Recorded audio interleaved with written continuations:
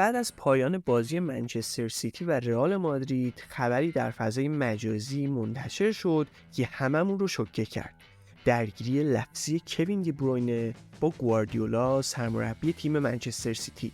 در این ویدیو به بررسی کامل این حواشی میپردازیم.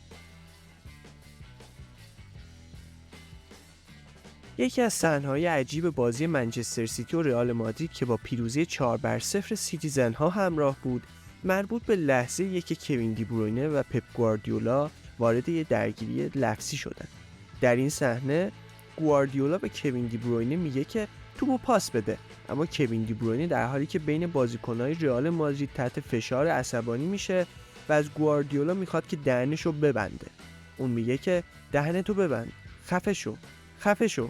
اکنون پپ گواردیولا در واکنش به این درگیری لفظی با کوین دی بروینه گفته ما سر هم دیگه داد میزنیم و من اینو دوست دارم. گاهی اوقات توی بازی‌ها این قضیه پیش میاد.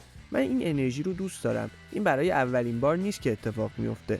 شما نمی‌بینید که ما چگونه بارها و بارها سر همدیگه در تمرینات داد میزنیم و این همون چیزیه که ما به اون نیاز داریم. کوین دی بروینه بدون شک یکی از کلیدی ترین مهره‌های پپ گواردیولا توی منچستر سیتیه و گواردیولا بخش زیادی از موفقیت خودش در جمع سیتیزن ها رو مدیون درخشش‌های ستاره بلژیکیه و به نظر میرسه به همین دلیل نمیخواد که رابطش با اون خراب بشه.